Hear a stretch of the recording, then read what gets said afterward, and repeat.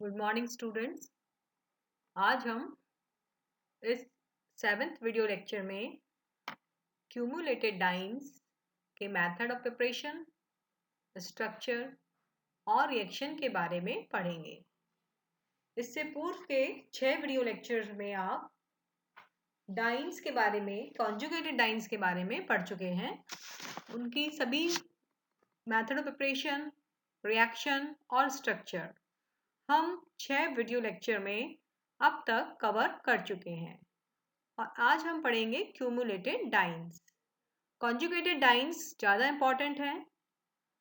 Cumulated dance भी आपको आ जाते हैं एग्जाम में, आपको आना चाहिए और बहुत सिंपल है। आपको फर्स्ट वीडियो लेक्चर में मैंने बताया था कि क्यूमुलेटेड डाइन्स में जो दो डबल बॉन्ड होते हैं उनके वो लगातार होते हैं, यानी कि एक ही जो कार्बन है, यानी कि इनके बीच में कोई सिंगल बॉन्ड नहीं होता। दोनों डबल बॉन्ड सिंगल बॉन्ड से सेपरेटेड नहीं रहते।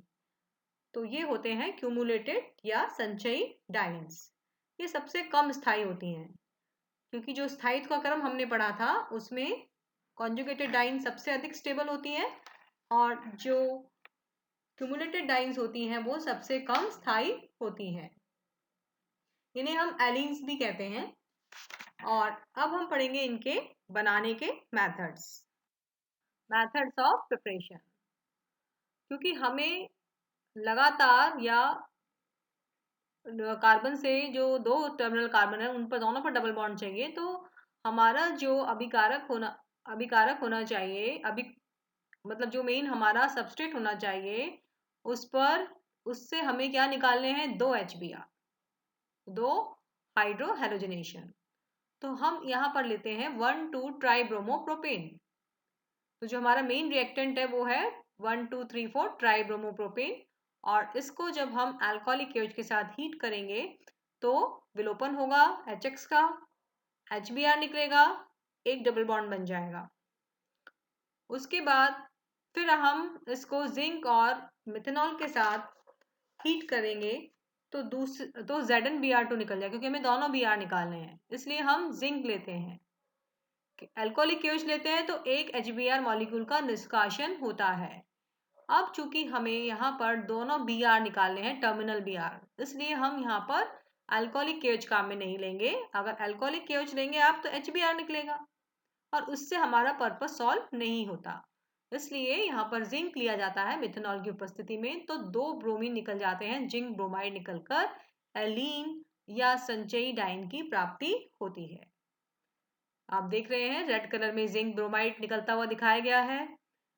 नेक्स्ट है फ्रॉम हैलो एल्कीन, यानी कि एल्कीन है और हमारा जो रिएक्टेंट है वो क्या है, उसमें बेस जो रिएक्टेंट है उसमें एल्कीन है, ऑलरेडी एक डबल बॉन्ड उपस्थित है।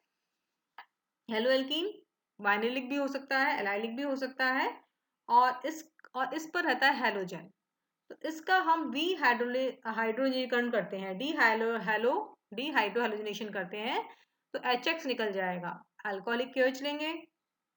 आप स्टार्टिंग के चैप्टर में पढ़ चुके हैं कि अल्कोहलिक केओएच लेने से विलोपन अभिक्रिया होती है, जबकि जलीय केओएच लेने से प्रतिस्थापन अभिक्रिया होती है। अब हमें क्या रिक्वायरमेंट है, हम जो हमारा रिएक्टेंट है हैलो एल्कीन, उससे देखेंगे ऑलरेडी एक डबल बॉन्ड प्रेजेंट है। अब आपको फर्स्ट और सेकंड कार्बन के बीच में डबल बॉन्ड लाने के लिए H और X निकालना होगा, यानी कि हाइड्रो हेलोजिनेशन। तो सिंपल से आपको क्लिक करना चाहिए कि मुझे क्या रिएजेंट लेना है। इस अभिक्रिया में प्रोडक्ट बनाने के लिए मुझे किस रिएजेंट की आवश्यकता होगी, मुझे कौन सी रिएक्शन करानी है, मुझे रिएक्शन करानी है एलिमिनेशन। और क्या निकालना है, अगर सेंटर वाले कार्बन से H निकल जाए और टर्मिनल से X, यानी कि HX, तो यहाँ पर हम लेंगे अल्कोहलिक KOH और इस प्रकार से संचयी डाइन प्राप्त हो जाएगी। हेलोजन फर्स्ट कार्बन पर भी ले सकते हैं और सेकंड पर भी। नेक्स्ट मेथड है फ्रॉम टर्मिनल एल्काइन। ये तो हमने लिया था एल्कीन से, हेलो एल्कीन से बनाया था।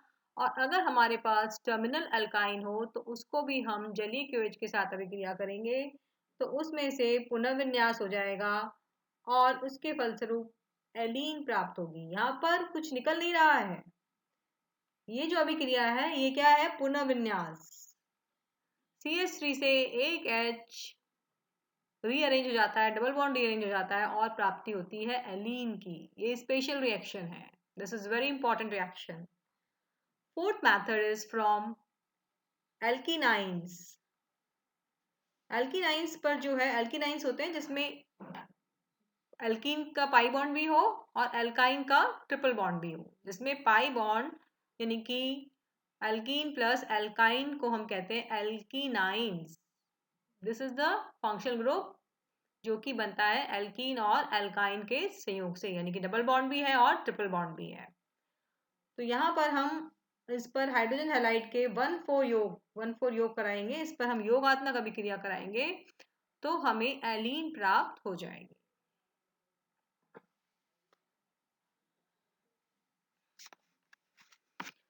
नेक्स्ट मेथड है फ्रॉम डाईहेलोसाइक्लोप्रोपेन।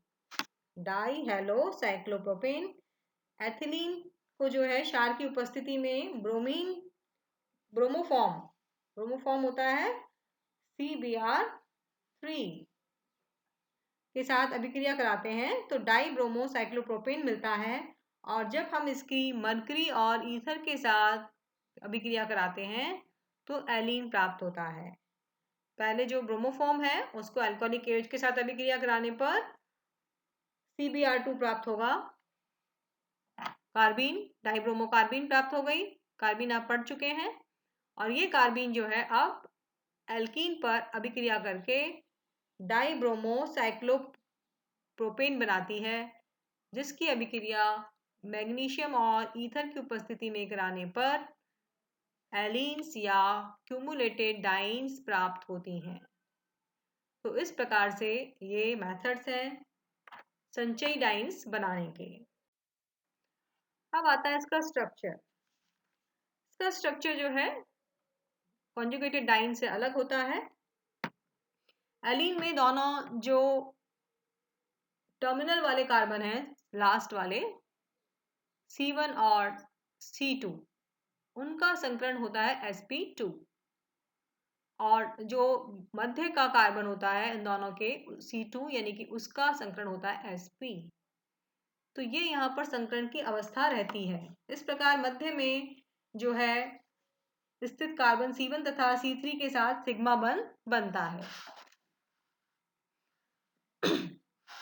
अब हम इसका मॉलिक्यूलर ऑर्बिटल देखेंगे कि किस प्रकार से इसमें मॉलिक्यूलर ऑर्बिटल डायग्राम बनता है। C2 पर जो है, क्योंकि C कार्बन जो है मध्य वाला कार्बन है sp हाइब्रिडाइज, तो इसके पास दो असंकृत p कक्षक बचते हैं, आपको दिखाए गए हैं नीचे चित्र के अंदर। मध्य वाले कार्बन के पास दो अनहाइब्रिडाइज p ऑर्बिटल हैं और साइड्स टर्मिनल वालों के पास एक एक असंकृत p कक्षक उपस्थित है। तो अब इनमें क्या होता है कि जो C2 वाला कार्बन है वो अपने पास वाले sp2 संकृत कार्बन C1 के असंकृत p कक्षक के साथ समपार्श्विक अतिव्यापन करके C1 और C2 के मध्य पाई बॉन्ड बनाता है। इसी प्रकार C2 पर उपस्थित दूसरा अनहाइब्रिडाइज्ड p कक्षक C3 के अनहाइब्रिडाइज्ड p कक्षक के समपार्श्विक अतिव्यापन द्वारा C2 और C3 के मध्य पाई बॉन्ड बनाता है। इस प्रकार से C1 C2 और C2 C3 के बीच में पाई बॉन्ड का निर्माण होता है। किंतु ये दोनों जो पाई बॉन्ड हैं ये एक तल में नहीं होते।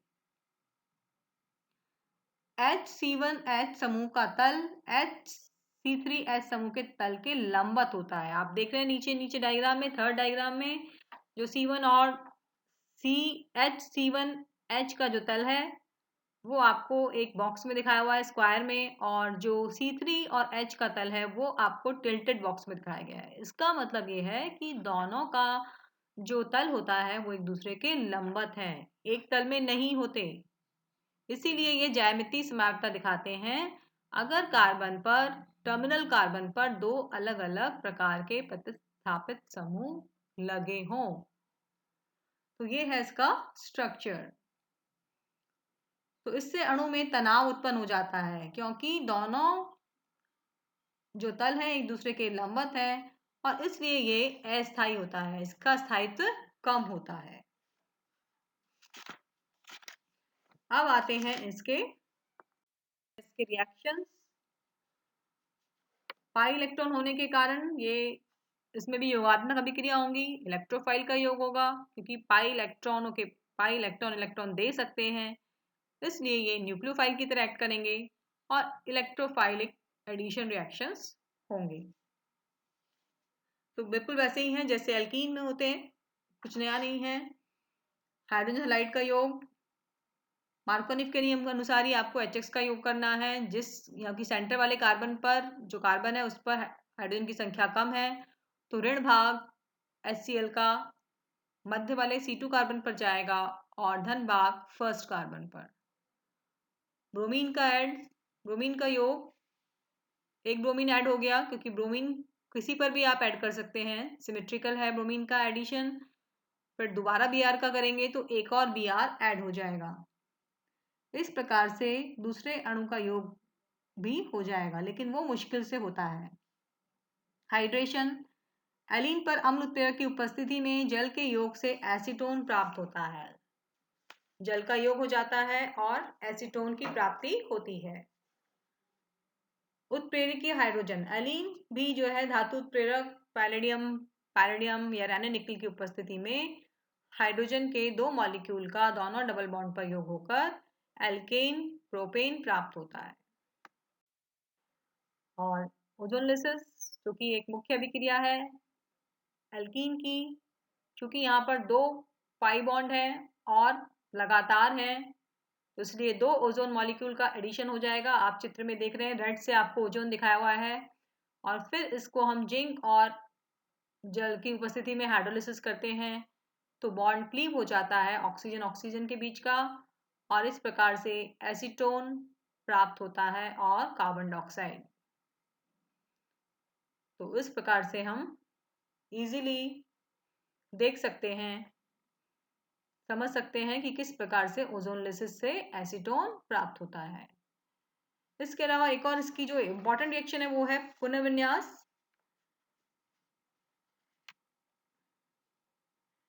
एलीन की जब अभिक्रिया हम सोडा अमाइड प्रबल क्षार के साथ करते हैं तो ये इनका पुनर्विन्यास एल्काइन में हो जाता है। अभी हमने इससे पहले एल्काइन से एलीन बनाने का मेथड पढ़ा था जिसमें कि हमने एल्काइंस को जलीय केवच के साथ अभिक्रिया कराने पर हमने देखा था पुनर्विन्यास होकर क्या बन जाती है एलीन्स। ये उसका विपरीत है। यहाँ पर आप स्ट्रॉन्ग बेस ले रहे हो, NaNH2 ले रहे हो तो पुनर्विन्यास होकर क्या बन गया एल्काइन। तो ये एक इंपॉर्टेंट रिएक्शन है रीअरेंजमेंट जो आप अलग है।